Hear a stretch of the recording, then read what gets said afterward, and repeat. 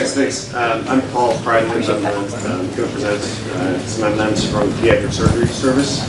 So first is a case from June 22nd. There's a laparoscopic appendectomy. The patient is a 12-year-old boy who came in with about 4 or 5 days of feeling unwell, having abdominal pain. Mom had really kind of waited to bring him in because she thought it was just going to get better on its own. We got an ultrasound initially, which was non-diagnostic, and followed up with a CT scan, which did show inflamed appendix, fluid collections in the right lower quadrant and pelvis. So that night we took him for a laparoscopic appendectomy. He had purulent fluid collection in his right lower quadrant, as well as some that were really socked into his pelvis. And with that, there was a lot of small bowel that was really kind of stuck to the pelvic sidewall. And so we took his appendix out. It was perforated, necrotic. Cleaned up some of those adhesions in his pelvis. Actually took down a few loops of small bowel that were really stuck. Opened up a few areas. Got a lot of purulent fluid. And left an NG tube in. Washed everything out with 6 liters of normal saline. And admitted him to the hospital. He had a very slow return valve function, kind of didn't do anything for a couple of days. By day 5, he had his NG tube out. He was starting to pass gas and have bowel movements. Never really get his abdomen go back completely to normal. He was still a little distended, but by day 7, he was taking a diet. He was walking around. It was all medicine, so we let him discharged him home on day 7. Day 8, Mom said he ate some, but had one episode where he threw up, and by day 9 he was at home not able to eat anything, throwing up quite a bit, and so she brought him back in. At that time we got an x-ray which showed multiple tubes of distended small bowel with multiple air fluid levels. We again put an NG tube in, admitted him to the hospital, started him on antibiotics again. And so this was day 9 that he came back. We kept him in the hospital, watched him. Day 10, day 11, still really didn't open up. Day 12, we... And any other imaging? So he had just x-ray at that point. We had serial x-ray. We had the one when he was in the hospital, when he came back in the emergency department, one after his NG tube was placed, and then we had 2 more throughout. And it didn't show any real progression. So plain film abdominal x-rays. Plain film abdominal x-rays.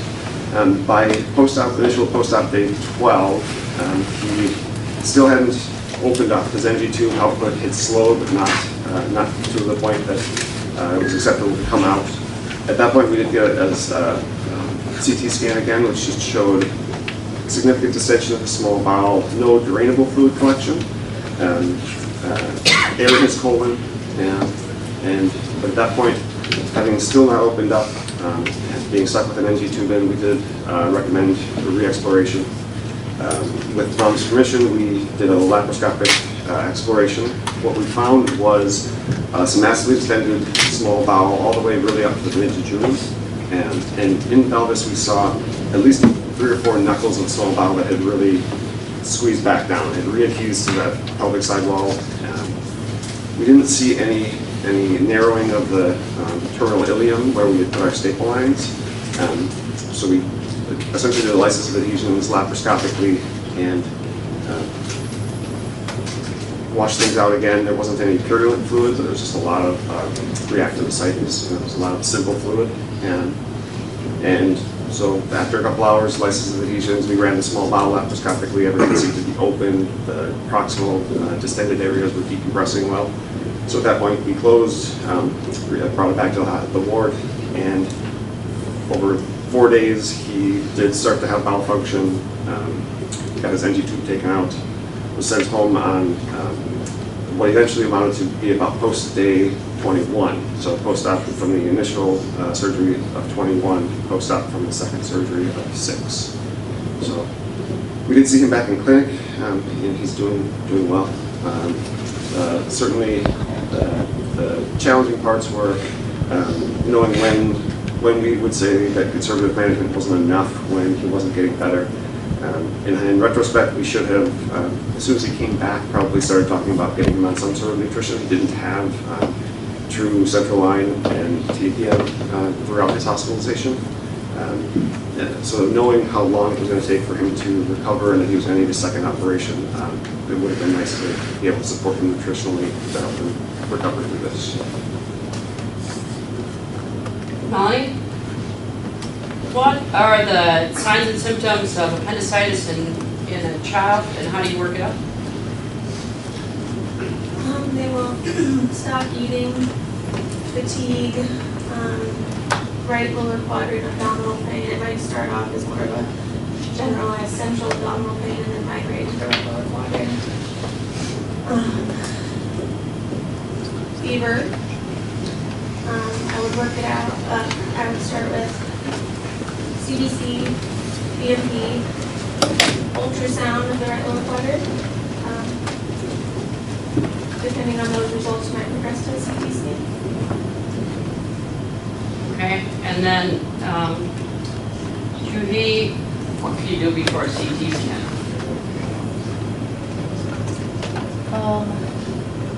We have done ultrasound, Yes. You do before that? and we have done physical exam. Yes. Most of the time you don't even need an ultrasound. It's just straight physical exam. They're hard to figure out if they get an ultrasound. I would, a CT would be the last thing I did. This kid got one, but it was equivocal in the diagnosis and stuff. But most of the time you don't need one.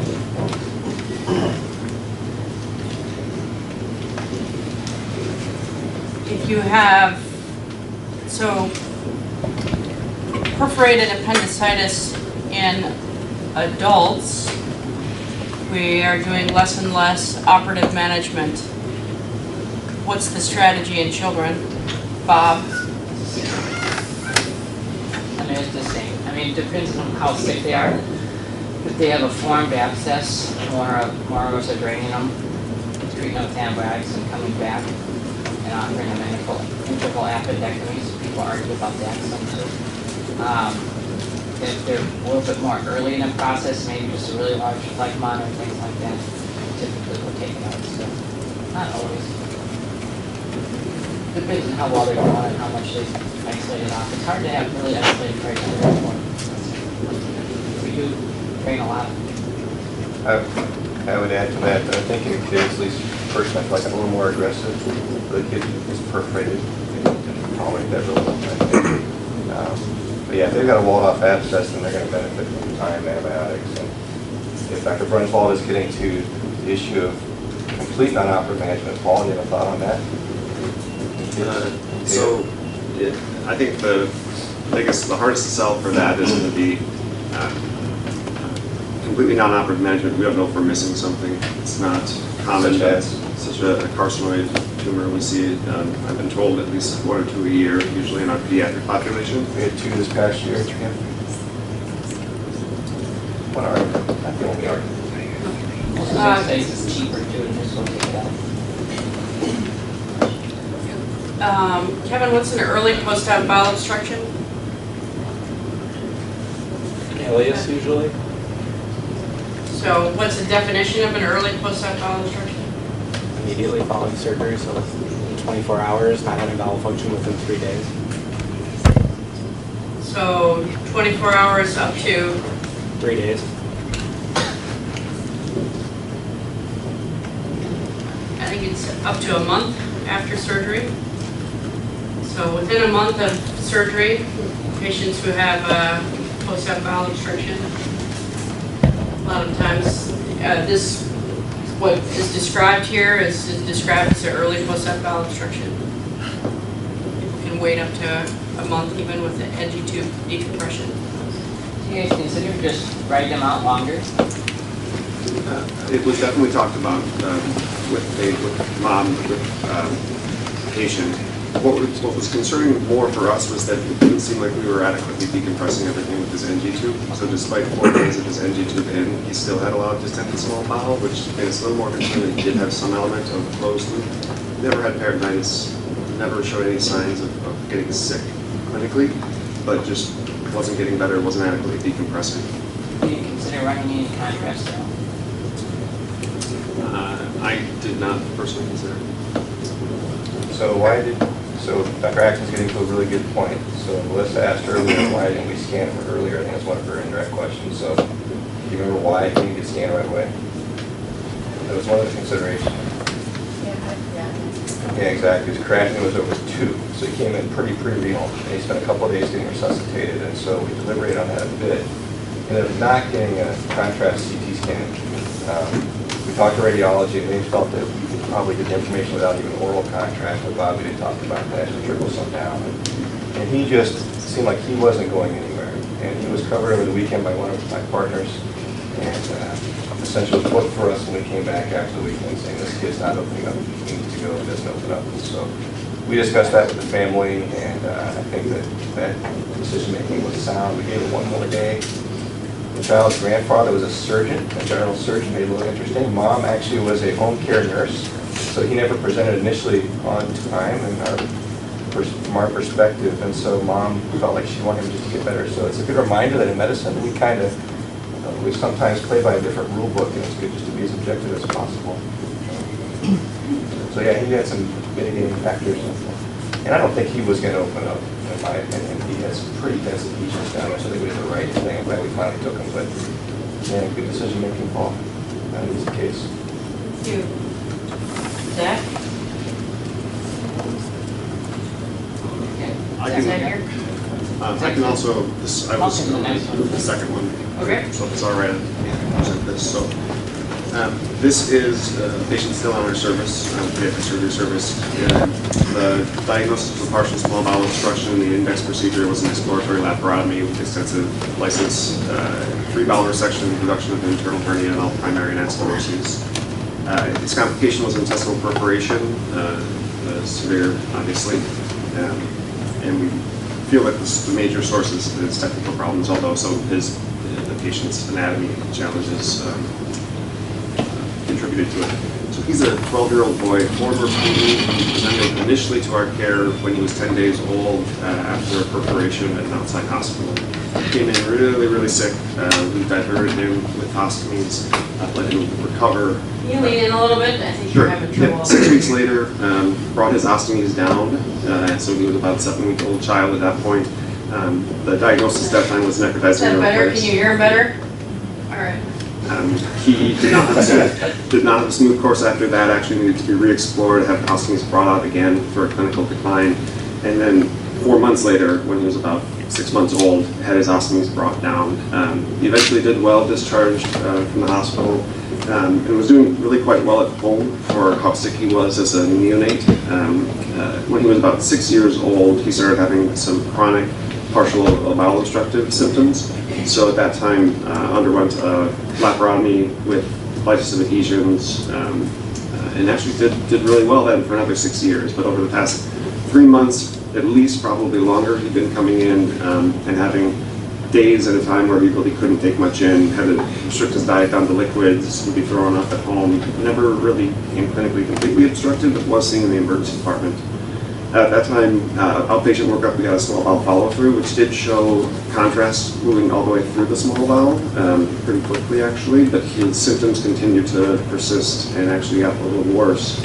So at that point, we looked in for an elective exploration and laparoscopic, or exploration and lysis of adhesions. So on the 1st of August, Dr. Bergman and Dr. Saltzman, as well as pretty much all of us on the service, did reopened his transverse low laparotomy. He had a Fonenskill incision initially, and so went back through that initial scar, opened things all the way up. Took about 5 hours to clear things off. What we were left with was what looked like an internal hernia, as well as a number of areas that had a lot of enterotomies. Didn't feel like we wanted that was the safe thing to do, to primarily repair those. So he had some areas of bowel that were resected, so stapled off, and then side to side, functional end to end, stapled anastomoses that were oversewed.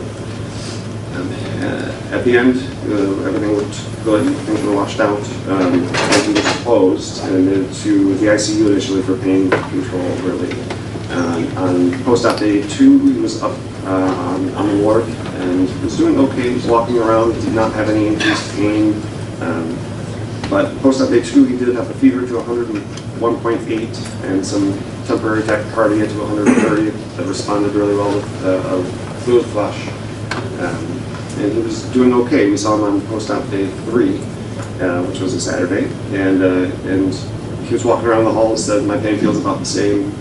His exam at that time, he was still a little distended and a little bit more, I guess, more firm than I liked for the post-op day 3. I was called then about noon time that he now had a fever to 102.4, had a tachycardia to 150. So at that point, I ordered a full panel of labs, got a upright and lateral D-cube X-ray, and gave him another 20 milliliter per kilogram fluid bolus. His tachycardia had come down somewhat to 130. Labs essentially showed a white count of 14, but not too concerning for that, given his post-op day 3. Although on his X-ray there was quite a bit of air, more air than I would expect post-op day 3 from the laparotomy, both the liver, even some under the left heavy diaphragm. So at that point, I talked to family and said, I think, there's evidence here that we might be having a complication. We might have something of basically a perforated discus, something maybe. We talked with them about the risks, benefits of just going in right now, knowing that we may find nothing, versus doing some more workup. After discussion, it was decided to obtain a CT scan, which we did. Showed a large amount of fluid up above the liver, complex fluid, not simple ascites, not necessarily blood either, as well as some air over the liver, quite a bit of air over the liver, as well as some air in the right pericardial gutter, a little bit, and fluid down there, and a big central fluid collection tube. So at that point, we elected to strongly recommend re-exploration. We opened things up. Upon opening his transverse incision, we had an immediate rush of bile-stained fluid. Again, this is now 3 days after his initial surgery, but everything was already pretty socked in.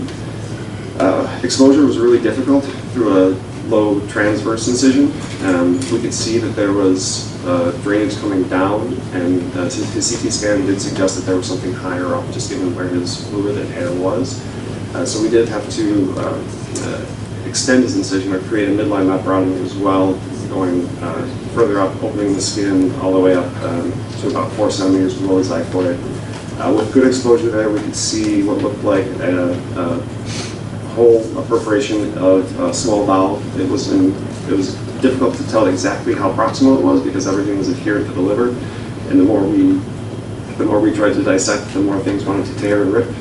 The edges of the perforation looked quite clean and healthy, actually, and there was an area that looked like it tried to seal up against the anterior abdominal wall. So at that point, we washed things out thoroughly, kind of considered our options, elected to primarily close the perforation, and we had to immobilize some momentum from the stomach, brought it in place, and sutured it over, not a traditional ground patch, but held it in place with some absorbable suture. Also, the falciform was right there, so we let that kind of come down as an additional patch, so to speak. Placed a gastrostomy tube, just a typical stand procedure, and then because of the bowel edema and because we weren't comfortable being able to try to squeeze everything back in, we did a temporary closure with bowel bag essentially, and a laparotomy pad, strains, and then a IO-band overwork. Kept him intubated, kept the tubes to suction, continued his resuscitation in the ICU, and 4 days later, took him back for definitive closure. At that point, we saw that the patch we had laid on his perforated intestine was holding well. There was no leaking there. There was no other source, no other bile-stained fluid coming from anywhere. We were able to close his fascia primarily, both the transverse and the longitudinal incision, and close the skin over. He had been doing well, I think, doing well still in the hospital, recovering slowly. It's going to be a long time, at least it's going to be tough to decide when to start letting him feed and whether we're going to study that again. But for now, we've got him nutritionally supported with TPN, draining with his gastroscopy tube open and recovering quickly. The best guess that we had is that there was an enterotomy created during the initial laparotomy that was unrecognized. It was a really tough spot to see given his initial incision, but it was away from the anastomosis. It wasn't a leak from an anastomosis, it was an intestinal perforation, unrecognized injury, time of laparotomy. Gary, Paul mentioned not exactly a gram patch, so what is a gram patch? Gram patch is laying a piece of momentum over traditionally a duodenum or stomach perforation, and you would basically Lambert 2 silks over it to keep the patch adherent to the organ. So not the intestine. That's Typically not exactly intestine, correct. yeah. Okay. So I applaud you for not doubting yourself, not doubting and going in once you recognize. I think 150 is a very high heart rate. 130 is possibly acceptable in a child, but 150 is pretty high. He asks about the steps of protocol. The reason we don't have it is they figure out how to write it or employ it for all the different heart rate ranges that around the dealing with age, we just couldn't figure out how to control that. You know, Paul, I would add to that. I think Paul demonstrated again good instincts here. He called me. I was on call that day, and the patient was quite tacky and febrile. But when I got in to see the child, Depper Best to a heart rate about 100, 110, no longer febrile, looking pretty good, sitting up playing on his phone. And mom and dad are asking, do we really need to do this today? And so we talked to radiology about the cells. Well, we're not sure if that's the routine amount of post-op error or not. So that's why we got the CT scan. But I think Paul stuck with his guns, knew something wasn't right, and I think we did due diligence by proving that he had to be washed out. So, going all the way back to your first operation, how could you have avoided this at the beginning? Our first operation on ours. Not when he was an infant, that was back to To recognize the unrecognized injury. So, gentle handling of the bowel, careful use of cautery, better exposure, all of those things. Better exposure, how could you have gotten better exposure, do you think? So, I think you alluded to it. yeah, doing a midline laparotomy in a child would have been, Just childless image would have made to things put another much scar worse. on it. I mean, I think in hindsight it's easy, but I know we often tend to try to use prior incisions. But he had the lower midline, the lower transverse incision as an infant because infants are wider than they are tall. And that's the one that's used for a neck in a little infant. So it takes you where you need to go. But now you're dealing with a child's had recurrent bowel obstructions and you want a general exploration of his abdomen. And the incision to do that is a midline laparotomy, and if you're really going to do it open. So I think that was where your first error was. Not zero error, but your error by letting him do it. Not saying, Dr. Salzman, you think we should do a midline laparotomy in this child? Why are you doing this little transverse wound? That's not going to let us get to the upper abdomen. Then you can't see your adhesions up there and you're pulling and tugging a little bit more and you're maybe not as gentle as you need. It's hard, and it's the one you got to have a discussion in clinic with the parents before. To do it that might, in hindsight, that might have been, just given that from the begin with, that might have avoided this complication. Think it was a Bovie burn? I don't think so. I think it was probably a traction injury, just because of where it was and how adherent it was over there. I don't think there was any use of cautery that far off. It would have been blind. It would have been essentially a blind burn. Hopefully you I think he's doing okay. So he was stuck. And so I think that Dr. Salzman's decision to explore him initially was sound. You never know what you're going to find, and he was just really frozen on the inside. I was with him for a while. I had my own patient on the table, and I took a break from the report and a tumor organization to give him a hand, and then Dr. Hess came in and gave a hand.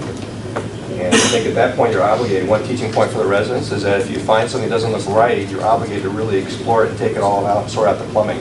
Even though it's all frozen, you need to really go proximally and distally enough that you know what you're dealing with. Otherwise, you're putting together things that may not be correct, right?